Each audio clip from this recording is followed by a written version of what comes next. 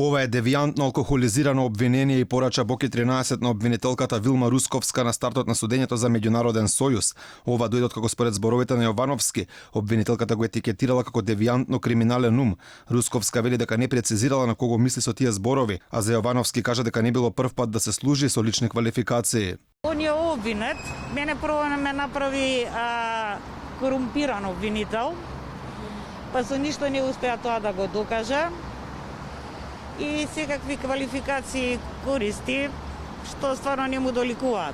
И јас никого до сега, нити во рекет, нити во овој предмет, имам намера лично да навредувам. Русковска порача дека имала цврсти докази дека сите пет обвинети ги сториле кривичните дела, иако ниту Боки 13, Миле Јовановски, Фросина Ременски, Јасна Ерцегович Мандич и Христина Блажевска кажаа дека не се чувствуваат виновни за делата кои им се ставаат на терет. Русковска кажа дека имала докази дека Бојан Јовановски на криминален начин земал пари од бизнисмени, 719.000 евро од Силјан Мицевски, а речиси 234.000 од Ардијан Намзовски. Според Сашко Дуковски, овој предмет би можел да биде за пред граѓанскиот суд, а никако пред кривичен. Ова е чист должничко-доверителски однос. Дали знаете колку бизниси кои што најобичен бизнис за испорака на стока не се случило.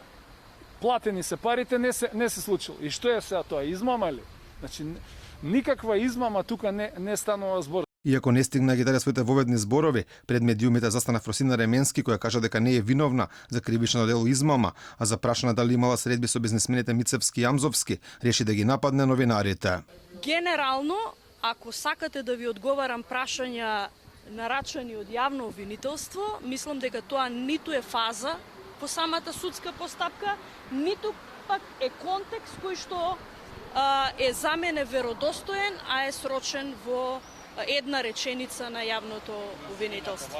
Во судница на два пати му се слоши на таткото на Боки 13, обвинетиот Миле Јовановски, поради што дојде екипа на брзата помош. Влошената здравствена состојба на Јовановски беше и причина да се прекине рочиштето, кое ќе продолжи во четврток, кога Боки 13 ќе продолжи со изнесувањето на своите воведни зборови, кои не успеа да ги заврши денеска. Миле Јовановски кажа дека воопшто не разбира зашто бил обвинет, а го нападна обвинителството дека на 60 години се обидувале да го направат криминалец.